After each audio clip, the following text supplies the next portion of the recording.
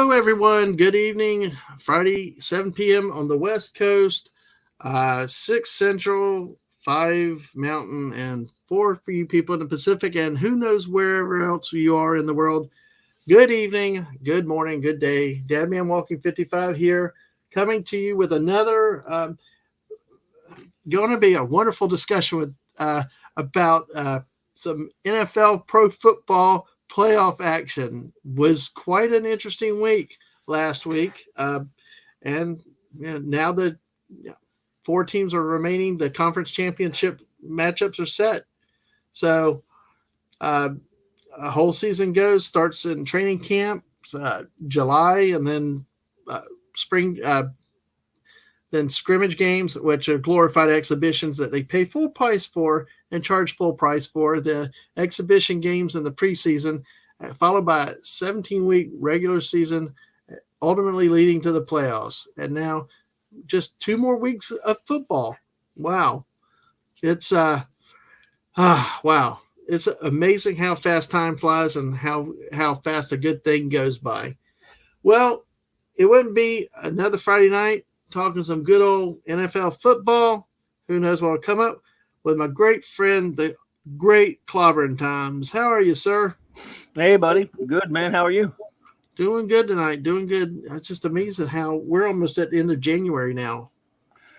Yeah, already. Oh, January is just gone quick. It's evaporated. It's amazing. I tell you, it was like I've said this for a few years now.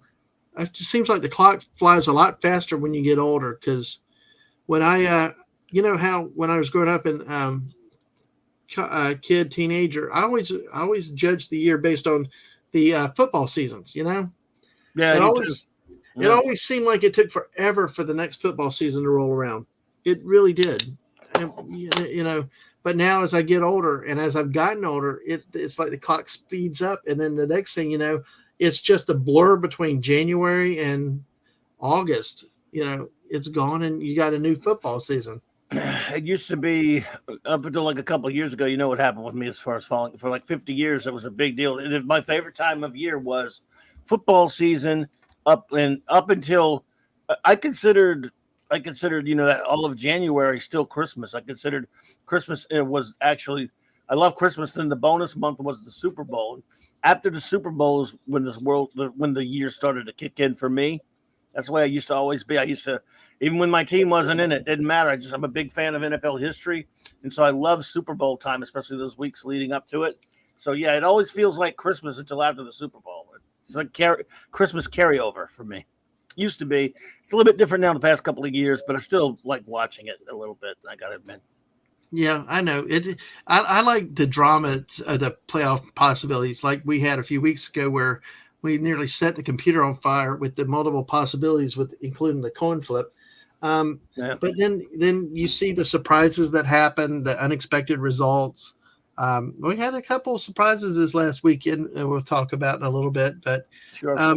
What is it about playoff football that really gets your interest? Well, it is, of course, since the NFL and the pro football is the highest level that the game can be played at, it is also the only part of the year, even, obviously the regular season is the building blocks to getting yourself into the playoffs. All you concern yourself with is getting into the postseason.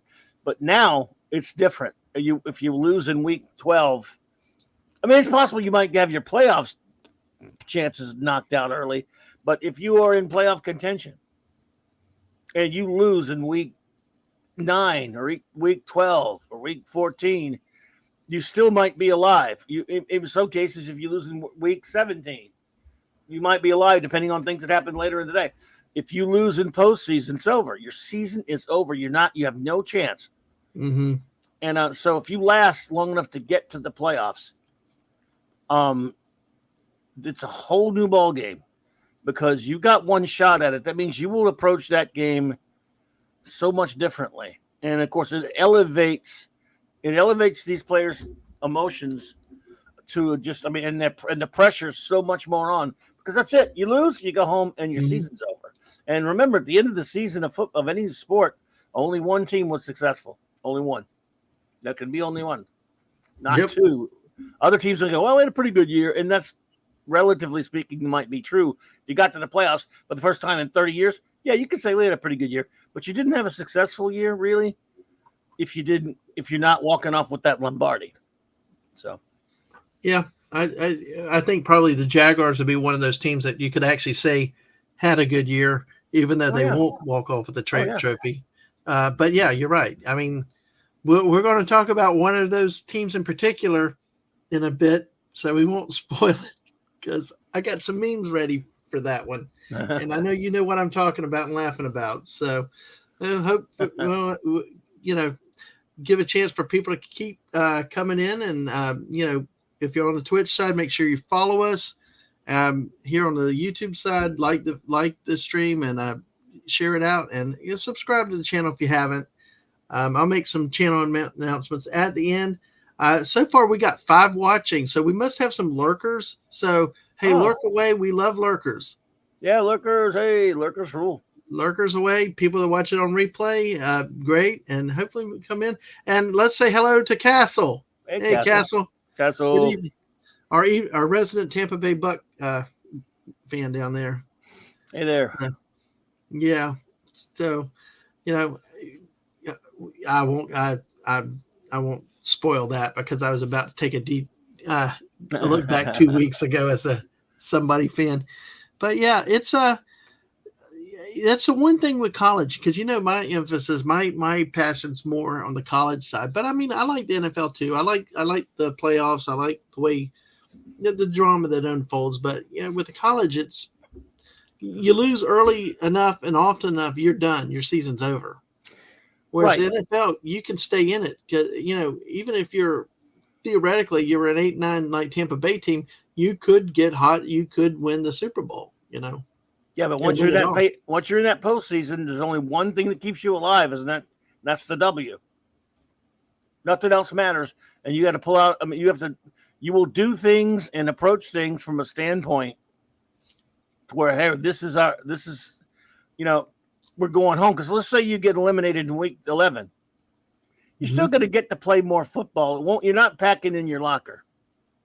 Your players can. You might. People at least watch your games. You'll affect other teams' outcomes. Maybe it still is not quite the sense of finality that you have when again lose and go home and it's over. So even if you're eliminated, you sucks to be eliminated, but you're still like, yeah, we're gonna hang around. Who knows? I mean, at least we get to play a little bit more. I'm sure they don't. I don't know how a pro would see it, but fans at least to get to watch their team a little bit more, even if they're disappointed. But the playoffs, that's it, man. Because you made it to the final round, and you have at least, no matter how bad people think you are, if they don't think you have a shot, you have that shot, and you might get to the Super Bowl, even if no one thinks you will. You might. Of course, then you might. But by the end of the game, you get eliminated, and that's it. But at least you still had a shot. You're amongst, 12 teams? Not 12 it's teams. 14 now. 14 teams. Sorry, 14 teams that had a shot. Which is kind of silly because that's a little just under half the league gets a shot, but whatever. Yeah, that's kind of odd when you. It's thought provoking when you point it out that way. It's like, hey, you might as well be like like the Oprah meme that's out there. You get a car, you get a playoff spot, you get a playoff spot, you get a playoff spot. So yeah, you gotta make the top 14 basically. Yeah, and it's about being hot at the right time of year, So yeah, that's the main thing. Well, by the way, before we get into the games and the other things that we have tonight, Pro Bowl weekend has been moved instead of the week after the Super Bowl. It's the week. It'll be after this week, before the Super Bowl. Guess what? What their main feature game is that I heard advertised. They are playing flag football now. Yeah, I've heard that. Oh, yes, I've been seeing it announced for a while. Yeah, it's been. I finally heard that. I'd been saying, why not play flag football? But it's like, what's going to happen? What's going to happen? Pretty much were anyway. Yeah. Look, the Pro Bowl's over. The Pro Bowl's over. McAnee draws. Look who's here. Hey, McAnee. Wow. Hey, Niners. Oh my gosh. Hey, can I do something? McEnany, glad you're here, man. Thanks for being here. Let me do something real quick for McEnany, real quick. Sure. While he's here, let me, because I'm a Cowboy fan, right? Mm-hmm. Obviously, everybody knows. You are. Yeah, and I've. Just wait till we get to that game. I have some things to say about that one. Oh heck yeah! Well, McEnany, hopefully you enjoy this club. You hopefully get a laugh. Everybody gets a laugh out of this one because when I die, I want to be the Dallas Cowboys to be my pallbearers, so they can let me down one last time. Nice. Boom. Well, yeah. you just don't want them managing your clock, but if you know what I mean. Maybe get a real quarterback. I didn't say that, did I? Well, but yeah. You got coaching problems too, but anyway, we'll get to that. Well, I think, like you said, it goes from the top down with them. So, from the very, very high. But we'll say that for the game review in just a moment. But let me start us off also with this: the reminder to everybody that we're not a gambling site, especially if you tried to listen to me last week. I see Castle like that one. All right. Especially if I threw a goose egg last week, a big 0-4. I don't know what I was drinking in the picks. Too much emotion, I guess. Cowboys. But we're not a gambling site. We're just here to have some fun talking football. And as I've warned all season, don't trust me for your betting needs. And, it's just we're here having fun, just friends hanging out, talking some football. And by the way, while we're talking football, if there's stuff you want to talk about, insights that you've seen watching the games this weekend, or you've got questions about football in general or something in history, just feel free to put it in the chat and we'll try to deal with it if we see it. So, we're just here having fun tonight, right? Yep. Yes, sir. Absolutely. Well, let's see then. And that will bring us to this other thing as I'm bouncing around, getting used to this thing. Well, let's look at last week's game, shall we? Sure. All right. Well, the first game of the week was the Jacksonville Jaguars at the Kansas City Chiefs. The Jaguars fell on the road to the Chiefs 27-20 in the game. Patrick Mahomes suffered a high ankle sprain, left the game for a series or two or till the halftime, and then came back and to finish the game in the second half. Completely different game. He played completely different, but I have some thoughts. But Clobby, your thoughts on that game first? Well, I'll tell you again. I toyed with going with Jacksonville on this one, but I think I ended up, if I remember right, you're the one that keeps track. Maybe I didn't run it. Yeah, you went with KC. I went with KC because I just think they had a little bit too much for Jacksonville. But I'll give Jacksonville a lot of credit. They hung around, and they didn't get punked at all. I just thought they might have a little, still be a little bit, a little raw to go out to all the KC in a playoff game, which whatever you want to say about KC, and they're not really as impressive as they had been in the past, but they're still a very experienced playoff team. I think playoff experience always factors in, especially in the divisional rounds, which is why I usually only pick maybe one upset special out of the four. When in my divisional round picks, I always like to go maybe with one upset special, and usually think that the playoffs are generally at that point, usually, not always, but teams that are a little bit more playoff experience. And Mahomes, we all know how good he can be in the crunch. So, however, I was not a super confident pick. I definitely, as I said to you last week, the Jacksonville could absolutely pull it off, and none of that would surprise me one bit. So I thought they made a pretty good game of it. Hello there, Brian. Brian's here. Brian Hepburn. Hey, Brian. Hey, man. I would have not have been surprised a bit if the Jags had pulled that one out. They were certainly looking good from the week before with that amazing comeback and at home with the Chargers. So I think they showed up, made a good show of it, just couldn't quite get over the hump. But they hung around, and that was good. It was definitely nothing shameful about that, I thought. But, of course, you might have a different take on that one. No, they did. I think it was a game of lost opportunities, really. They just – there are chances that they dropped a pass or two here in key situations. They really just – they really seemed flat. I mean, offensively, the offense had been struggling. I mean, it got hot in the second half against San Diego, the Chargers, but there'll always be San Diego. But Of course. you know, Well, it's just this offense that had been hot coming down the stretch seemed to sputter a little bit in recent weeks. If you look at the Tennessee game that they won at home to get into playoffs, it took a defensive touchdown with like 3 minutes left in the game for them to win that game. So this team had showed some signs about cooling off on the offensive side after a great year. I mean, how long can you keep something like that up without having some down weeks? sure. It was a hard game to watch because it was like, especially when Mahomes got hurt, you're like, okay, you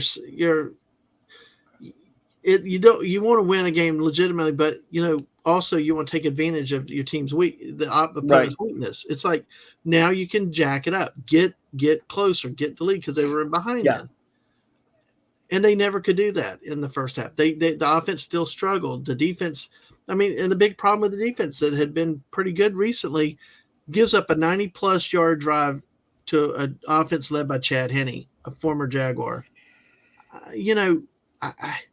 Why couldn't you stop them? Why at least hold them to a field goal? Do something, because at that point it extended the lead, and you're chasing a larger deficit. Yeah, sure.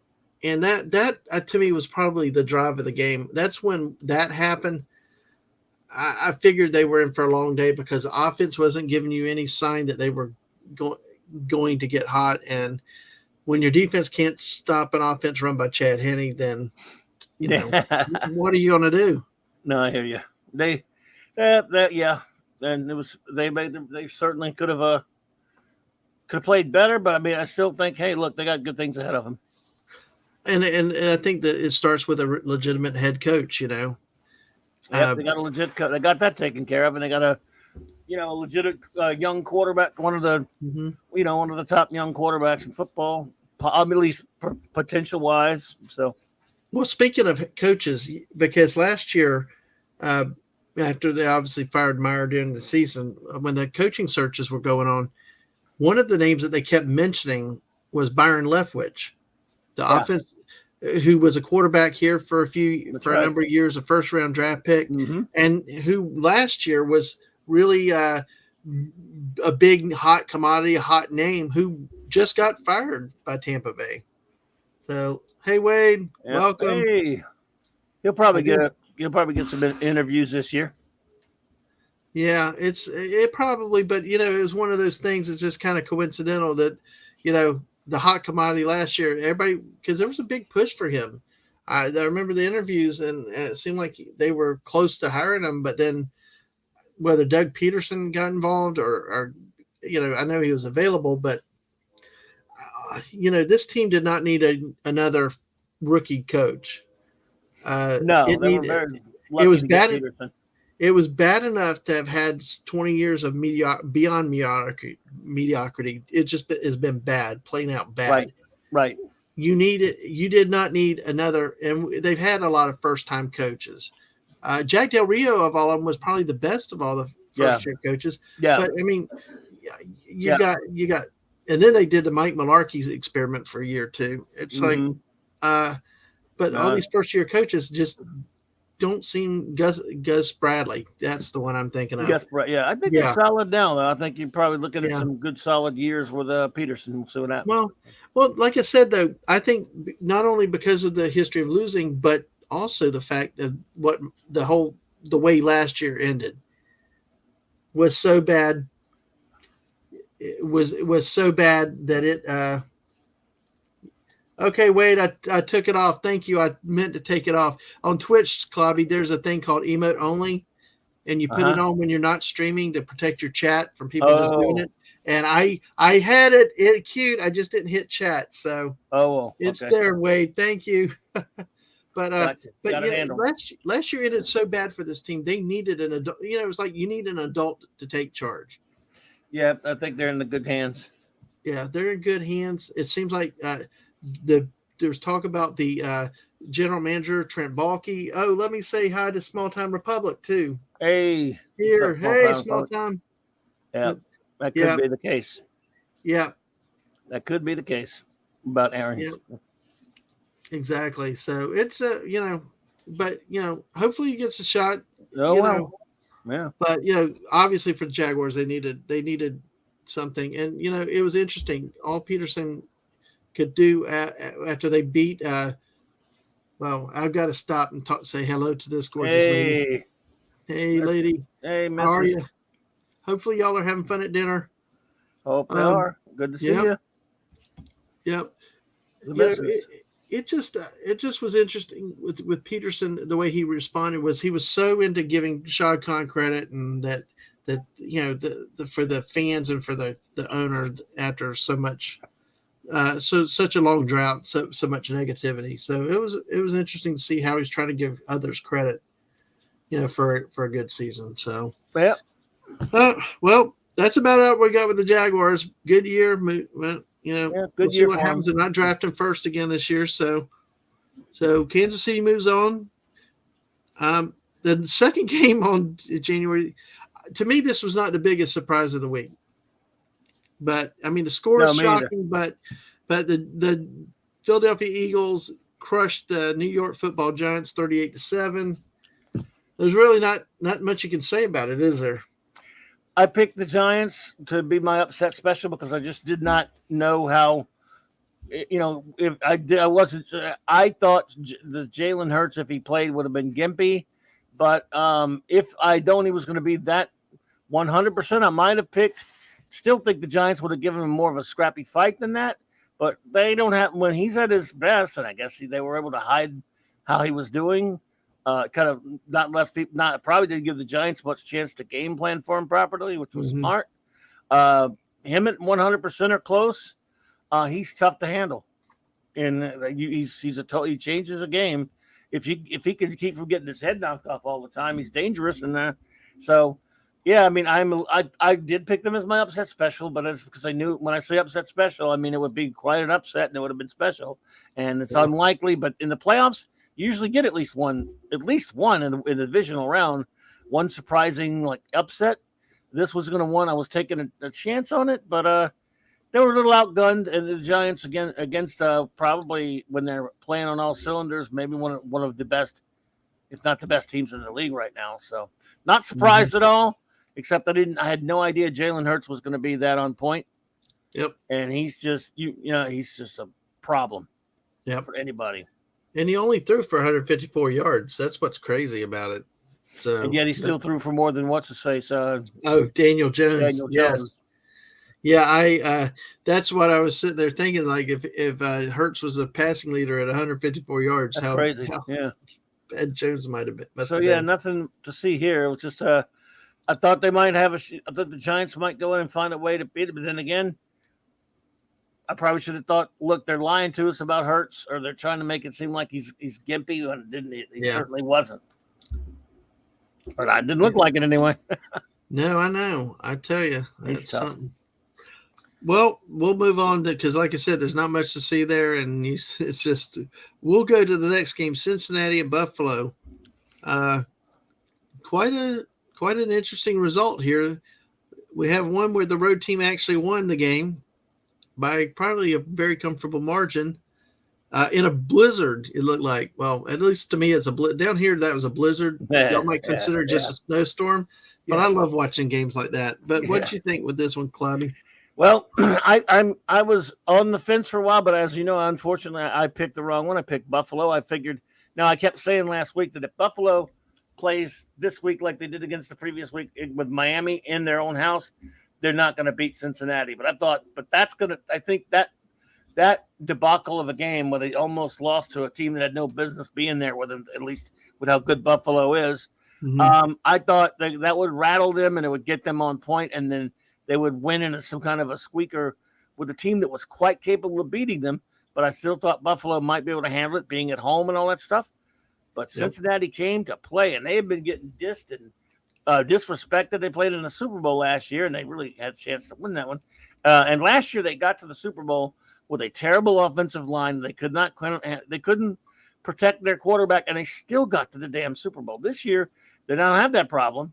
This year their defense is playing better, and they've got a lot of weapons, and they got a quarterback, one of the hottest of the young quarterbacks right now. And so I knew very well that it would be tough, but I still thought they might come up a little short against Buffalo, and I was flat wrong. Cincinnati looks like they're tired of getting dissed and tired of people telling everybody they can't do what they can do, what they can do, and they have a chip on their shoulder, looks like. And sometimes those are the dangerous teams, the ones with the chip on their shoulders that are not respected. To use a cliche, a time-worn, worn-out cliche, but one nonetheless. Yeah, well, it bears a lot of truth. That's the thing. Well, let's put it this way. This was my surprise game of the week because I could see Cincinnati winning this game, but 17 points on the road in a snowstorm, it just was very stunning. I thought that they did that. I'm surprised that Buffalo did. I'm with you because my surprise is not necessarily who won or lost. I'm surprised Buffalo just didn't show up. Yeah. I mean, it just, again, Josh Allen throws for 264 yards, but, for what? What did he end up getting here? You score 10 points at home. Even both teams had to deal with the weather. Yeah.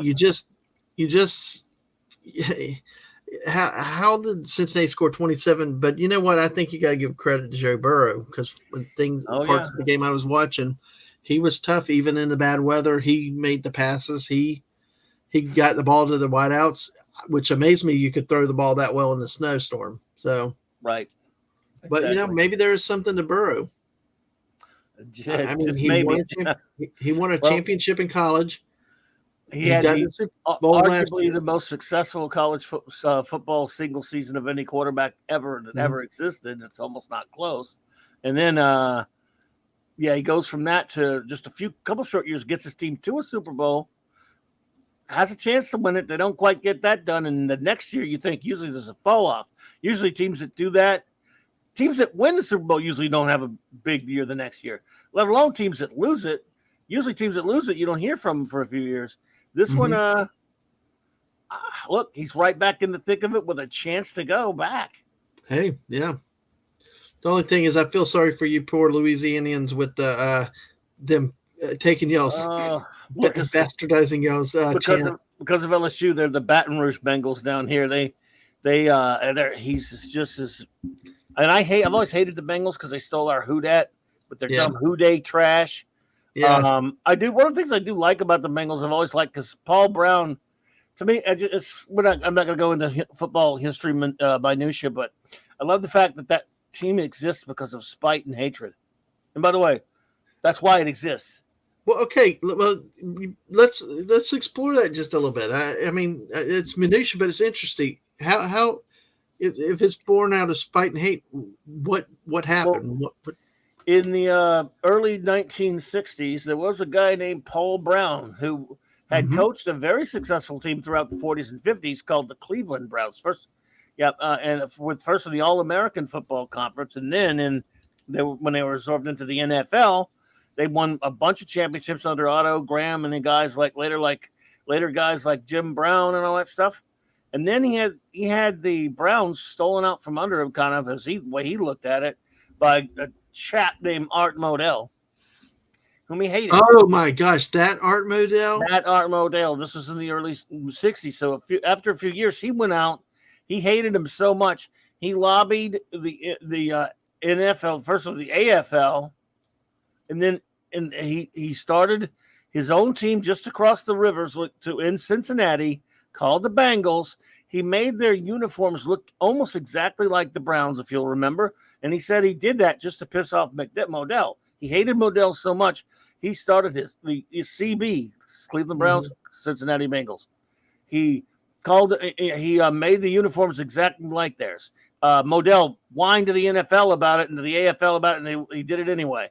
They used to have this when they started playing games. When the Bengals first started out, they would have to play in the same division as the Browns. And every year when things like when the Browns would come to the Bengals stadium, he would do stuff like he would mess with the visiting owner's booth. He would take the TVs out. He would take the air conditioner out, or like the heater system. He would mess with the heater system. He would do stuff to the locker rooms for the opposing team. He hated players for the Bengals back then would say, Paul Brown, if you told him he could only win 2 games a year and he could never even go, he said it would have to be against the Bengals and they would want to destroy him. He took a Bengals win when he finally beat, Browns. When he finally beat the Browns for his first time, everyone said you thought he'd won the Super Bowl. He hated him. He started that team out of vengeance and spite against Art Modell for stealing the Browns from him, as he put it. Wow, I did not know that. That's fascinating. That's kind of cool. That's why we have this type of show, guys. For to learn more about football, and I'd love the history minutia too, though, Clobby. That's a cool story to talk about because some of us are getting older and older, and that stuff. People don't. These younger people don't know about those stories back then. Well, the Brown family still owns it, and they're crappy. Of course, Paul Brown died a long time ago, but Mike Brown and all the ones after him, they're one of the worst. They're notorious for being one of the worst managed franchises in football history. Oh, absolutely. They're terrible. Brown.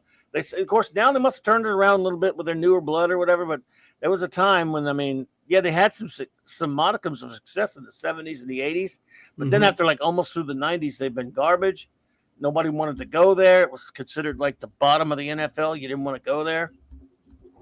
Yeah. Our coaches went there to just die. Your coaching career died there.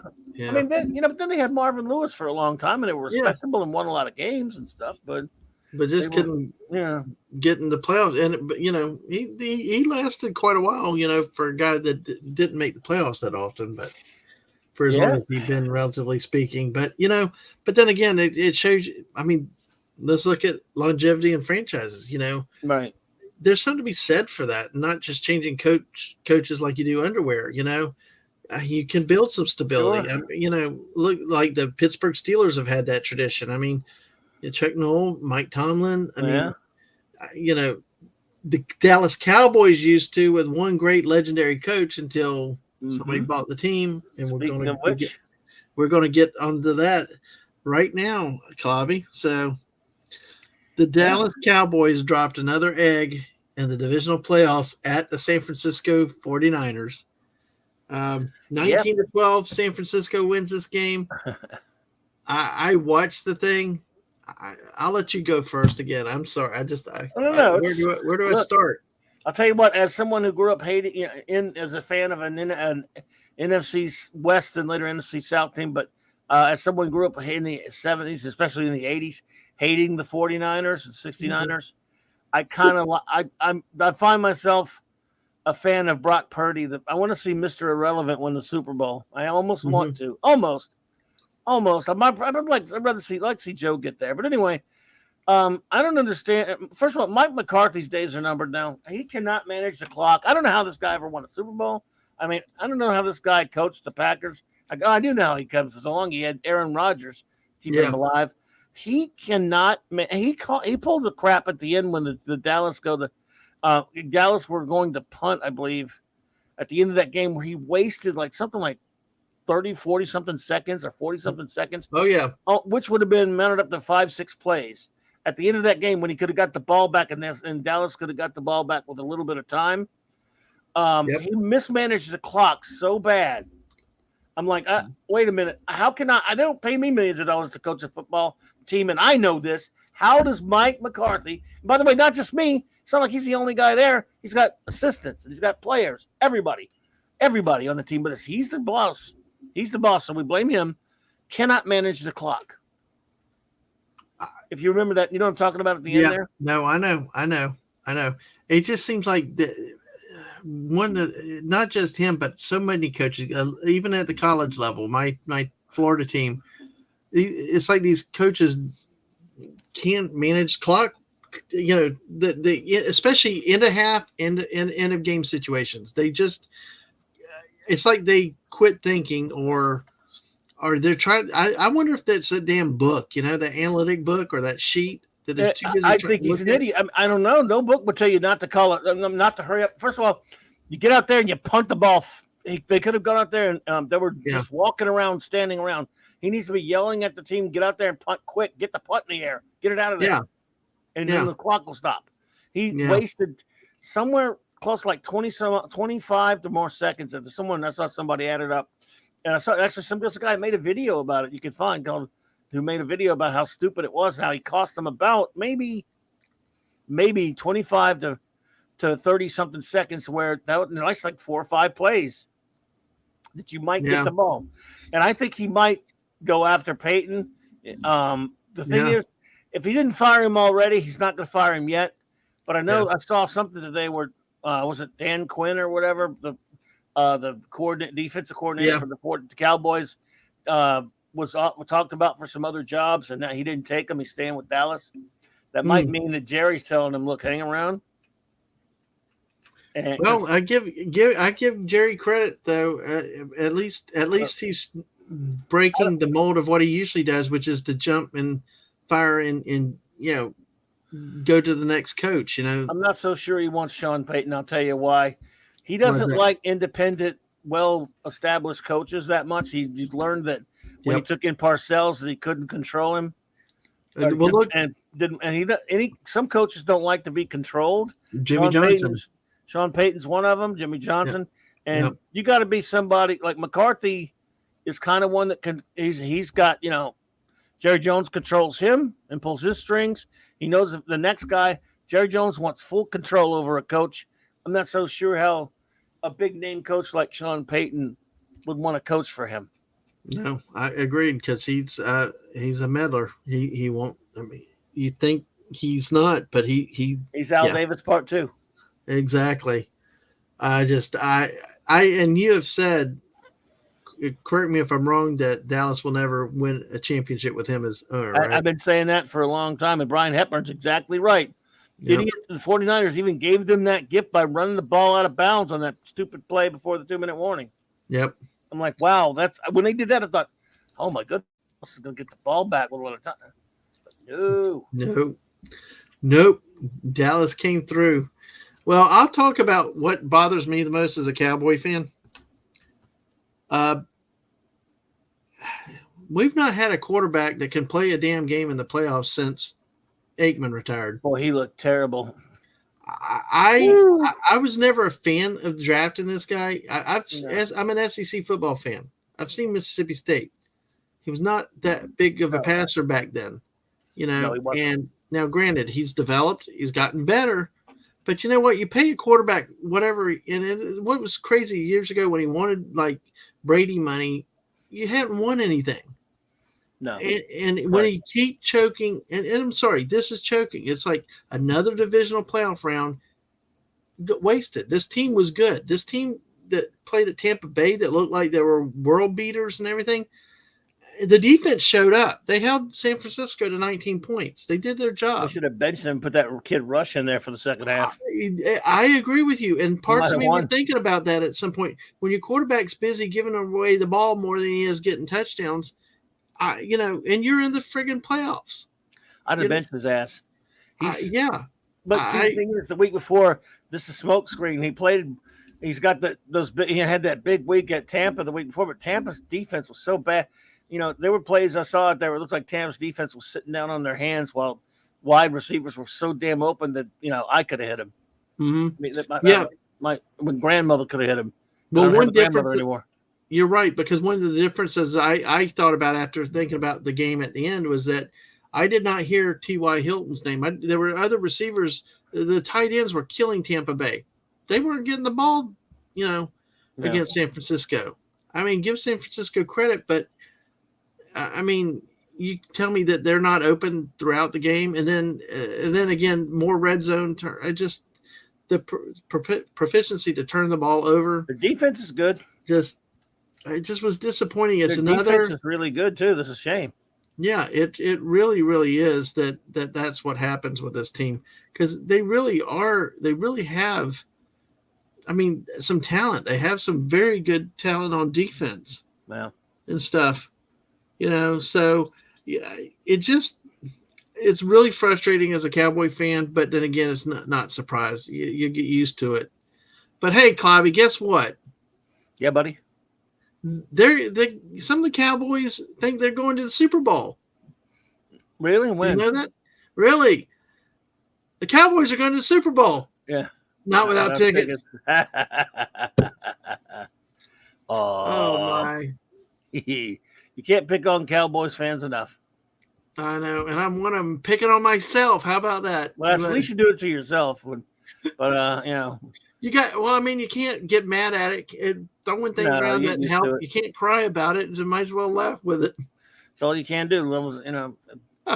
I was a fan of one of the bottom three or four laughing stocks of the league all of my life for like 40 years. The Saints, the Aints with the bags on their heads. I remember those years, and so yeah, I think for the only teams that have had more horrible luck than the Saints for the past, like until the past, about 15 years ago when we got spoiled because we got Peyton and Breeze, was teams like the Bengals for a shorter time, the Lions, but all teams have had their bad luck spells.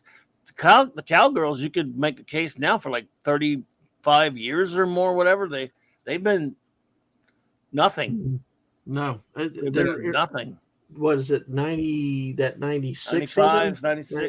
Yeah, that's the Neil O'Donnell. That's another, like you said, the Neil O'Donnell Bowl. Yeah.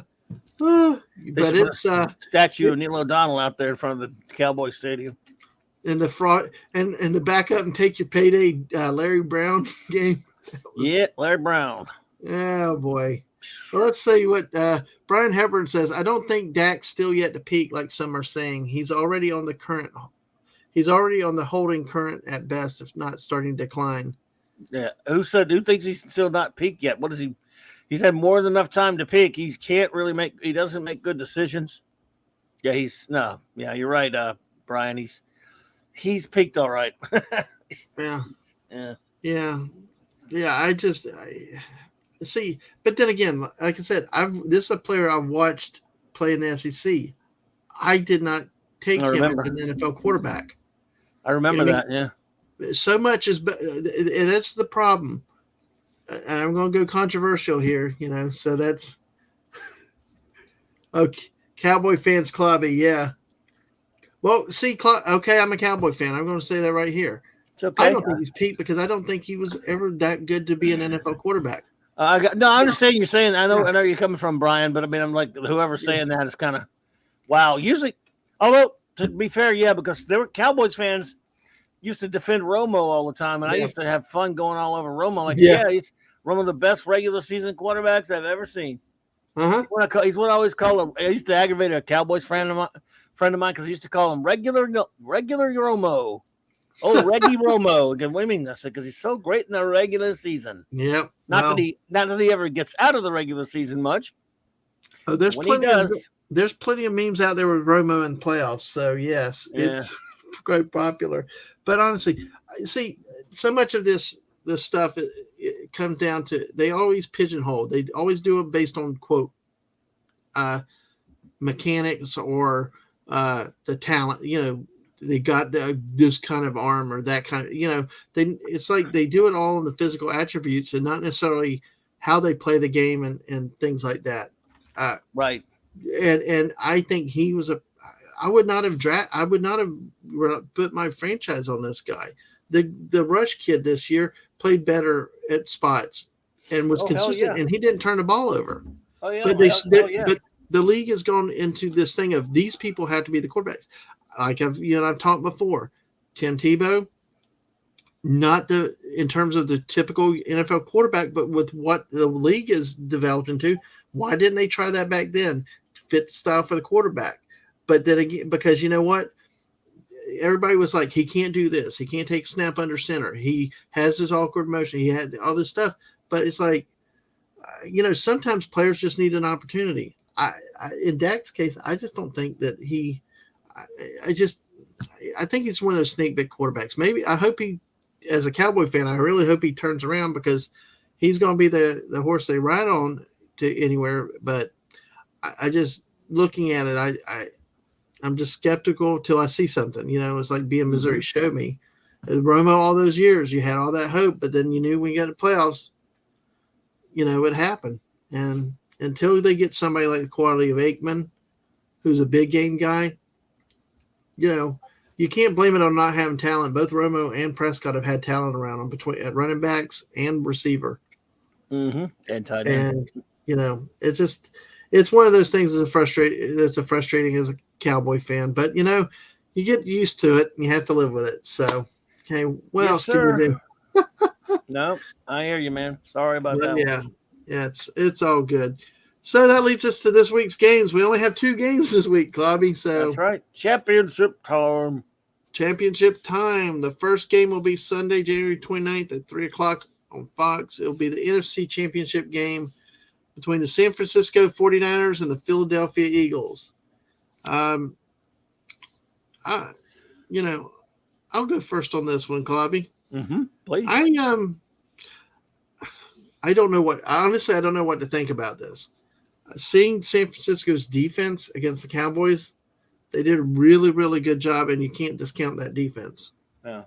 Hurts may have had a great week last week, but again, we know he's that running first type Plus quarterback. it was against the Giants, so yeah.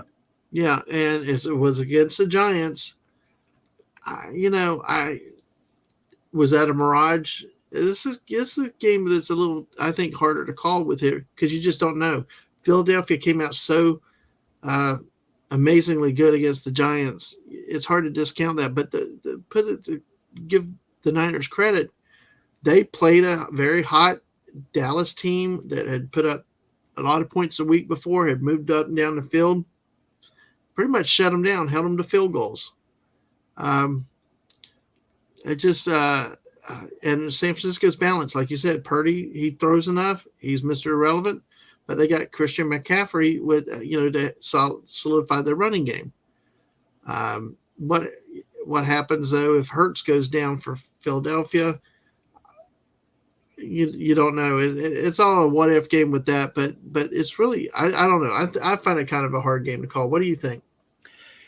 Well, my every instinct tells me you can't go against a home team that's strong in something like the NFC Championship game that is that top. They might be the best team in football or one of them. Their defense is solid down the line, and if Hurts can play like that, like he did last week, it's tough to go against them. On the other hand, you got to understand that the San Francisco 49ers aren't the New York Giants. They're a far better football team. They got a defense that's comparable, at least, to the Eagles, from what I've seen, and I haven't paid attention like I used to in years past. But I think that defense is good enough to hang a little bit. And Brock Purdy, the kid just is so impressive. So far, he may like not play well this week, or even play so well and still not win. And next time we see him, just maybe another face of the crowd. Right now, he's excelling. He's doing things that people never expected he could do. He's cool as a cucumber out there. He looks like a poised veteran. I mean, he looks like a veteran. Plus, he has a hell of a running game around him, and he's got good wide receivers. I mean, that's almost as talented a team as the 49 as the Eagles. I think. Mm-hmm. I think these are very evenly matched. But Hurts is so dangerous. I think everything tells me that the Eagles have every advantage and should win the game. But I do have a strange feeling. Just a weird feeling that Brock Purdy and the 49ers find a way to win this one on the road. Yeah. Weird feeling, and I'm probably as wrong as I can be. Okay. And probably get blown out now. What's that? Probably get blown out now. Well, listen, I've had that weird feeling for several weeks. Last week I did a big 0-4 with some weird feelings. Yeah. I'm going with the safe pick this week. I'm going to take Philadelphia at home. I want to pick San Francisco after what I saw last week, but home field advantage in the playoffs, especially in a colder climate, and the championship game, it makes a difference. It does. And I'm picking Eagles, but I've just got a weird feeling about the 49ers. Okay, so you are taking Eagles. I'm saying that it would not surprise me one bit if the 49ers found a way to win this one, and I would be glad to be wrong on my pick. Even though I usually hate the 49ers, I'd be glad to be wrong on my pick because I hate the Eagles too. Well, the Niners are one of the hottest teams in football, but right. What usually happens also is the rookie going on the road. That's so tough. He's due for a bad game. He's due for a bad game. The team is due for a letdown, and I just that home field advantage is the biggest. I hear you. factor. I hear you, Brian. Let me tell you something. I think the Niners have a serious shot at it. But yeah, I mean, like I said, I'll pick the Eagles if I'm just being pragmatic. But I would not be surprised. Nothing would surprise me. I say this sometimes. The only thing that would surprise me would be a blowout either way, because I don't think it will. I think these teams are fairly evenly matched. A blowout, I'd be surprised. A close game, no matter either one winning, I wouldn't be surprised. But I'm going to go with all that being a factor. I say I kind of err on the court on the side of home team in something as big as the NFC Championship game. Yep, I do not disagree with you on that. Well, that will be the early game Sunday. So it takes us to the evening game, 6:30 p.m. on CBS is the Cincinnati Bengals. You can't call them Bungles anymore, against the Kansas City Chiefs. So love that commercial. Great googly moogly. So what do you think with this game? How do you see this one going? I don't have a lot of confidence in the Chiefs right now. They're still good. Look, Mahomes is one of the greats. If he comes out there and he's even close to 90%, he's going to be a problem. It's going to be dangerous. But they don't really seem as impressive as a team over the years. However, that playoff experience that I always talk about is important. Home field's important. But I just got this strange feeling that the Cincinnati Bengals, the Baton Rouge Bengals, are a team possessed. They really got a lot to prove. I think they've got their heads on straight. I think whereas I don't know if KC does. I mean, look, the Jags were in that, at least hung around in that game last week. Yeah. Well, if you let the Bengals hang around, they're a far tougher team they're a better team than the Jags. And they've got a lot more, they got a lot of weapons. And if you let them hang around, it's going to cost you. I think that's what's going to happen. I'm going to pick the Bengals. Yeah, and one of the things that I picked up today, Andy Reid confirmed that Mahomes will start in the game. Oh, yeah. That he's moving around, he can play. Because obviously in the game he was limited, so they altered their offense. But what was so amazing is the fact that they were able to change their offense the way they did on the fly, and to be able to, still do a lot of things. So you'll see. Game time will make a difference how he's feeling like that in the game. Practice, who knows what will happen this week. So,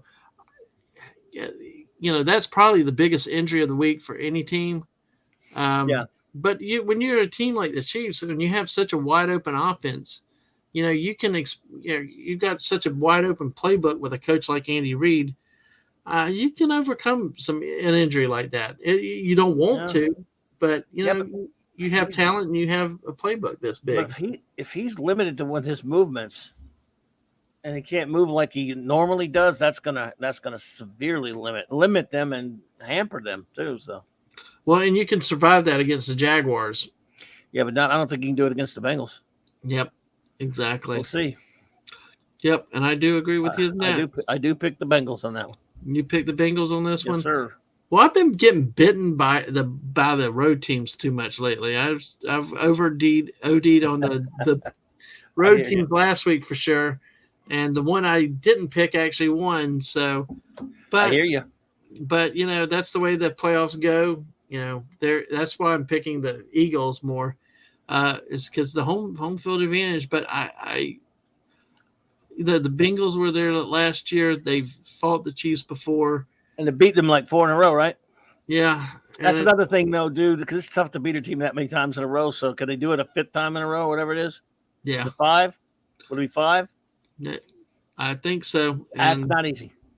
No, it never is. That never is. Brian says he's going to go with Cincy. Yeah. And I'm actually going to agree with Brian. I think Cincinnati wins this one on the road. And let me tell you why. Let me get these comments, and I'll expand on that a little bit. Brian says true, but it takes a couple hurries running Mahomes out of the pocket to hobble him with a high sprain. And they'll do that too. I read somewhere he was like one of the leading passers in the pocket this year, but within the Jaguar game, after he got hurt, he didn't play that way. That was completely different. He was not that way. Small times going, put Republic's going with Cincinnati and Philadelphia, and that's what I'm going to do too. Me too. Take that. Not bad Me picks. too. We'll see. But what I was going to say was the reason with Cincinnati that I think they've got my attention now is going back to Joe Burrow. You got a quarterback that was a winner in college. Got, like you said, had a horrendous offensive line his first year, got hurt because of it, didn't have the best offensive line last year, got to the Super Bowl, played well. They're better this year. Give, not to say that Mahomes is not great and all that, but sometimes the quarterback's got a hot hand, and things go around. Others come in, and I just think Joe Burrow could be one of those quarterbacks, generational type quarterbacks, with what he's done so far. Yeah. I think this could be their year. Although it would be kind of fun to see a Super Bowl rematch of the Bengals and 49ers again. I kind of like to see that happen personally. But I'm trying to think, how many teams in the NFL who lose their first Super Bowl, then come make it back the next year and win it? Just make it back the next year after losing once. Ridiculous, except for the Bills. Yeah, it is. Except for the Bills doing it 4 times in a row. But other than that, let's see here. I could think of, I think it's just Dallas and Miami. I'm trying to think of any other team that did it. No, I'm big. I love Super Bowl history, but Dallas did it, but they lost the Super Bowl, then came back and won it. And then Miami did it. It's like 4 years in a row there. A team lost it, they came back and won. Then the team that lost that one came back and won the next year. So it was Dallas and Miami. But it doesn't happen very often. Mm-hmm. I mean, in 57, I'm trying to think. It may happen one other time or so that I'm just not thinking about. Yeah, we'll have to look that up. But it's weird. It's just weird. It's not even good. Not even good for trivia. But I'm just saying it's a rare occurrence. Because usually when you lose a Super Bowl, you rarely go back. Mm-hmm. Whereas when you win one, you go back sometimes. And Brian is putting here, helping us in the chat. 1971 Cowboys, 72 Dolphins, and the 2018 New England Patriots. Okay. I forgot about the Patriots too, and that was more recent. But I remember watching that Dallas game, and of course the year before Dallas lost to the Colts, and then they beat the Dolphins 24-3. I remember watching that game. I even have the Tom Landry comic book that chronicles it. And then those Dolphins who lost that year went back and became the 72 undefeated Dolphins. Yeah. Oh, yeah. Won 2 years in a row. That is also one of the stories for people that may be around that don't know a lot about the NFL history. That whole obsession about not winning a game, about going undefeated. We talked about it. Was it the Patriots a few years ago, then lost the one game in the Super Bowl? The Dolphins have this tradition of sitting around there, and then I guess they celebrate. The surviving players have a celebration when the last undefeated team loses, because they're very proud of that undefeated season. The only team to go. And this year they're celebrating this Super Bowl. It'll celebrate. It'll be 50 years, even though you think 2022 would have been the 50th year, since that season didn't end until January of 2020. I mean, of 1973. Technically, this month marks to the month 50 years when the Dolphins finished their perfect season of 17-0. That is something. That is that. I know. And now that teams are having to do more games, but it's still, that's still something.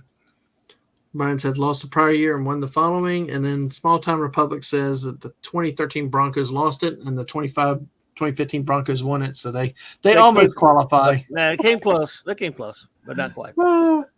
So, but anyway, I love Super Bowl trivia. I can't get enough of it. I got some crazy, ridiculous. We'll have to come up with something. We'll have to do something. We'll do a Super Bowl trivia show. Not so much trivia. We can just talk about weird Super Bowl facts that no one should know but me.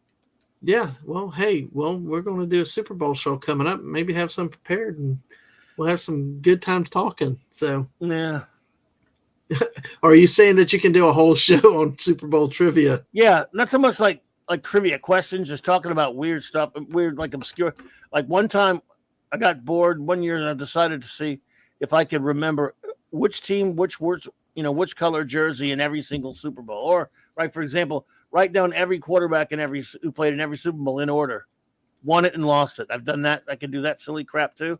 It's just games I play with myself for the trivia. Well, that's but that's not bad. That's a great idea. We could either work that in when we do our Super Bowl show, or we can come back if you want to sometime and just do that by itself. Yeah, it's fun, but we'll talk about that a little bit later. But hey, guess what, Clobby? What? You and I, maybe I'm jumping again a little bit this, but we picked who we wanted to go. We picked who's going to the championship game, ultimately to the Super Bowl, right? Mm-hmm. And we got Small Town Republic said who he said. Brian said what he said. But guess what? Guess who's trying to figure out who they ultimately want to go to the Super Bowl? Who? The Dallas Cowboys. Trying to figure out who to root for in the Super Bowl. And let me say hello to Phantom Outsider. Hey, Fanty. Here just in time for another cowboy meme. So, what's up, Fanty? Yes. And Brian says more games, but the protection rules are different. Yeah. Clobby, if you've listened to us enough. Yeah. I mean, the quarterbacks are so protected now. We saw a few of those calls in some of the games this last weekend. And then the receivers are also protected. You remember in the 70s, it was alligator arms. Somebody come across the middle, you smashed them, and they, to get them jumpy. They have a receiver hasn't played real football unless they played before the Mel Blount rule. Mm-hmm. Absolutely. Hey, Brian's off for Super Bowl Jeopardy. There you go. There you go. Oh man, put Clobby on the real TV show with it. Uh-oh. Okay, here, we want to take one. Oh my. Trivia question from Small Town Republic. Which quarterback smoked a cigarette during the Super Bowl at halftime? Super Bowl at halftime. Boy, it's probably what's a good question? Someone during halftime. Was it Joe Namath? I don't know. I was thinking Namath. I was thinking Namath myself. That's the kind of thing he would do, but I don't know. Quarterback, I mean, who knows? Because I think I've heard of that before. I wonder. Me too. Earl Morrall, maybe. I mean, certainly wasn't Staubach. He would never do that. Might have been Bradshaw. I don't know. Man, it could have been. Maybe Stabler. It's like a Stabler thing to do. Could be. But you got me. You got me. Could be a Stabler not thing. Not pertinent to the game, so I've never heard it. But yeah. Let's see. Lynn Dawson? No, I don't think Dawson's not that kind of guy. Maybe Bart Starr? No way. Not clean Bart Starr. Not Mr. American Bart Starr. No way. Wow. It'd be a hippie like a Namath or a Stabler or, Yeah, come on. We're just waiting on Small Town Republic to give us the answer now. Yeah. Lynn Dawson. Oh, wow. See, I'm surprised at Lynn. I'm surprised at Lynn, but no, I guess not. It was the 60s. Everybody smoked, so. Yeah, that's cool. I love NFL films. He probably got that from NFL films. I tell you, though, that's interesting. Yeah, I would not have thought of Dawson. Yeah, who passed away like last year, by the way. Damn. Oh, wow. I remember Lynn Dawson when he was one of the color commentators on one of the networks. Well, he was years ago inside the NFL, and then he was on mostly inside the NFL. Then he did color for the Chiefs. Mm-hmm. Okay, because I know he'd been around in the league and things. Phantom Outsider, tons of people smoked 50 early 70s. Yeah. Everybody smoked back then. Oh gosh. Even in the football. I mean, just they wouldn't do it on the football field, but except for Ted Hendricks.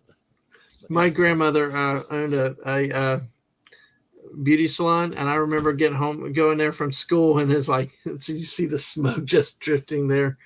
And then they finally started cutting it out. So Brian says anyone in the first 4 to 5 Super Bowls would be a good guess. Yes. Well, even throughout the 70s, everybody smoked. My parents smoked. All adults about smoke, but usually they wouldn't get caught doing it near the locker room. I know. See, I mean, I would think Hank Stram wouldn't let him do that, so I'm surprised.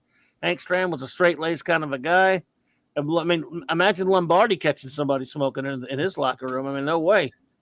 Well, you never know what happens with players because Now I'll tell you, coaches did it. yeah. But I'll tell you though, players find a way to sneak around and do things and stuff like that. Right. When we were when I was in college, we were sat on the right field bleachers. They were not a big field; it was like field level things, and we like to heckle the right fielder and the first baseman and stuff like that. Well, there was one week I wasn't there, and apparently the first baseman had enough, and he came over and was going after one of the students, and but his teammates came and saved him. He pulled him back and saved him. A couple of guys did from the team that my university was playing against. So when I showed up the next night, they were like applauding and to the team very politely. Well, what they did is they wanted to thank the players for helping. They ordered pizza delivered to the field. So the students got the pizza, told the first baseman, told the guys on the bench what's going on. These guys come out, grab the pizza, sneak down the right field line into the very far corner of the right field corner where they can't be seen by the bench eating the pizza we brought. It was like cool. So players can find ways to do things on the field too. I think especially when the coaches get focused on what's going on the field instead of what's not going on the field. There you go. But hey, so you got any other offhand, any other types of nice type trivia things that you can think of that you want to share? Nothing that I thought of premeditated or anything, or not necessarily, at least not yet. I had to think about it for a while. But yeah. In between the weeks between NFC championship games, the championship games and the Super Bowl, I always think of a bunch of stuff. And of course, I love watching the NFL films that show the old Super Bowls. I always love watching those. I'm just not a fan of what they're doing with the bye week. It's happened in college and everything else. Why not just play the Super Bowl the next week like it always been done? And this deal about moving the Pro Bowl out of Hawaii. That was years ago they did that. I know, but to me it was always the Pro Bowl was a football game in Hawaii. Yeah, they didn't go so hard at each other. You knew it was just, but you still had fun. It was a legitimate football game. Now it's just, it's just. Yeah, there's only been a couple of times where the Super Bowl was played the same week, the week after. It's almost always been, with a few exceptions, it's been 2 weeks. Yeah. But as far as the Pro Bowl, I don't know how long it's been now, but it's been a pretty long time. But I kind of miss it. I kind of liked that there was a Pro Bowl, even though it was kind of silly, and it was the players would go have fun in Hawaii, but you know what? If they're gonna, they don't even. It's not the same as other sports. It's too much contact. So flag football is silly. If they just want to do something to have the Pro Bowl be like this honorable thing, honorary thing where they all get players of the year picked or the All Pro team or whatever, fine. Having a Pro Bowl, I'm as silly as it is to make it flag football. I can say, you know what? Why not? Because it's better than I tell you. Here's what I'll tell you. When I was really, really a rabid fan, when they would have it after the Super Bowl, there have been times you get your player who you can't wait to see come back next year, your vital players, and they get hit and hurt in the damn Pro Bowl. Mm-hmm. One year, Drew Brees playing in the stupid Pro Bowl took a hit from that jackass Terrell Suggs, and it messed him up. He turned up to be eventually all right, but I'm like, man, that could have knocked him out for the damn season. Mm-hmm. So I know it's February, but still, so it was kind of, you guys don't need to be hitting each other out there. To be honest with you. You could just say, what? Imagine you lose a player, and we talked about that before with Robert Edwards or whatever. Mm-hmm. You lose a player doing. It's one thing if they're out just living life and some crazy crap happens to them, but when you're playing a needless game, which nobody gets anything out of it, they could go to Hawaii on their own damn money. Those players, they're playing a needless game, and then. Or even worse, a preseason game. Yeah, you could and that's true. You could. Someone small time says you could tear an ACL playing flag football. So don't even play it. Don't play. Don't do it. You're getting paid millions of dollars to play the game for real. That's why I think they should get rid of most of the preseason games. But if it happens in a regular season game, so be it. Mm-hmm. That's what you're paid for. But to have it even in a preseason game is pretty bad. But I can understand a few scrimmages. So, Pro Bowl. Now look, there was a time. So they used to have not only the Pro Bowl. There was a time when there was the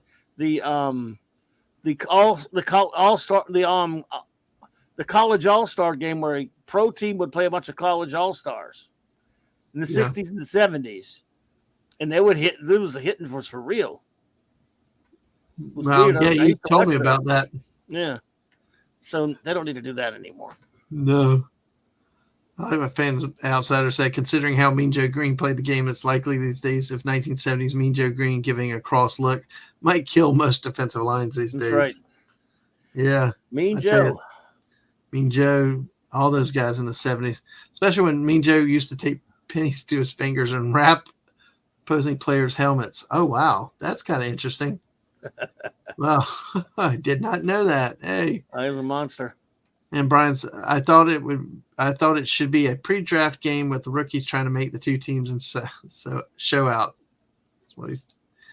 That's awesome. But hey, we've talked about that with the Pro Bowl, what it should be, what it shouldn't be, and it's meaningless. It's silly.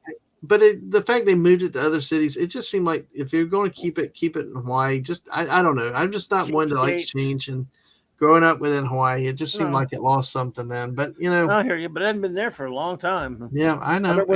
I was disappointed by that too when they first, when they moved it. I was like, oh man.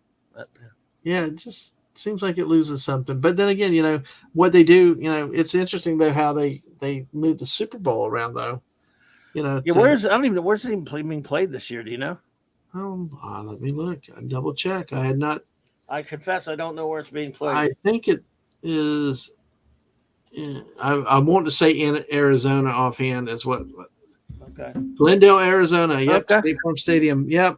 Now it's like you play in Glendale or Atlanta. I remember when Super Bowls were in the Rose Bowl and the Orange Bowl and stuff like that. It's just, nowadays. Yeah. So, and Small Time Republic says, I wonder how bad the Bears would beat Georgia. I'd watch that. College's best versus the NFL's worst. It'd probably be a blowout. Probably it would be a blowout. Yeah, it'd be an absolute blowout. I don't care. The worst NFL team would beat the best college team. Hey, you know why I'd like to see that? You know why I'd like to see that? Because the Bears quarterback Justin Fields was at Georgia for a while before he transferred. Okay. That would be interesting, but. Yeah, and then Brian says it lost more when the real stat leaders stopped going and there were lower tier players filling out rosters. In my opinion, yeah, that happens in a lot of the All-Star games too. It's when people start sitting college football bowl games we've talked about. You're paying for an exhibition game and they go play a game, but all the great players, sit out either to avoid injury or draft stock or whatever, and it loses the luster when you don't have the stars there. I think what do you call it, the average? There was a name you had it when we talked last time about being average. The Hall of Average. Like the Hall of Fame. Hall of Very Good or the Hall of Average. Very game, yeah. I'll say average. They're very good. I mean, these very players good. They've some of them are perennial Pro Bowl players. There have been a few Pro Bowls. They're certainly really top quality player, better than your average player. Yeah. But does that make them Hall of Fame? Right. Okay. So we had the qualified. It would had the pro very good game. But I'm not downgrading them. I'm just saying that person's really good and was good for a few years. But does that person belong in the Hall of Fame? I question that sometimes. I mean, but they're maybe running out of people and I think that's part of it. And we got running out of people, and the criteria has to expand, I suppose. Yeah. But the baseball had that where they had some extra innings years ago because they ran out of pitchers because they did that stupid thing of putting a pitcher in for one batter and stuff, and they had to just cancel the game in extra innings. Lord. So, Phantom Outsider says Mean Joe did an interview where he admitted to the pennies, and they showed footage of him hitting the top of other players' helmets, showing their reaction. They were a bit wobbly, especially now in the days of head injuries and stuff. That would be I'm sure the league would definitely frown on that. And then Brian says that Joe had catcher's mitt hands to begin with, so the pennies were just mean. Oh, big hands. Yep, absolutely. But Yes, like we sir. talked about, it was a different generation, different players. You look at the great Cowboy players, look at the Steeler players back then. Yes, You sir. know, hey, Absolutely. yeah. All right. Well, I think on that note, we'll call it. Unless you have something else you want to share, Clobby. No. Would you like to talk about your channel a little bit? What you Oh, got well, going? no, not much going on. Thanks for having me, buddy. I really appreciate it. I always love the chance to talk a little, even though, like I said, well, my current state of what I feel about the NFL. I've been watching it a little bit lately, and that's thanks to you. It's still fun to talk about, but still love my old NFL history and stuff. That'll never change. And so I really appreciate you having me on to talk about it and seeing this great bunch of folks in the chat there. And I just say that I'll in a little bit, about an hour or so, a little over an hour, I'll be going on. I got to get ready for that in a minute. In fact, I'm going to be on the great Nick Weiser's channel, 32 Flavors of Nick Weiser, with the Comic Shop gang, the Friday Night Comic Shop boys. We'll be reviewing Infinity Gauntlet #4. And then tomorrow night, Saturday Night Star Trek on Clobbering Times, 9 p.m. Central. We're reviewing 4 more episodes of Star Trek, Deep Space Nine. And on Sunday nights, our great buddy Mark D with the C's channel, the Sunday Night Geekery. Well, 10 p.m. Eastern. Please join us for that if you need.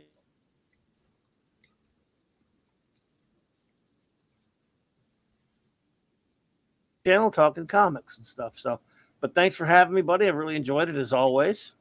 I tell you, I love having you on, and I've lost track of the NFL some over the years, and I'm just trying to catch up a little bit. But I just love the history, the knowledge of the history that you have, and I think that's really, really interesting, especially if we find out more of the Super Bowl trivia that you have, and your knowledge with it. And it's to me, it's fascinating about some of the stuff that I can remember, or either that I did not know that happened at the time.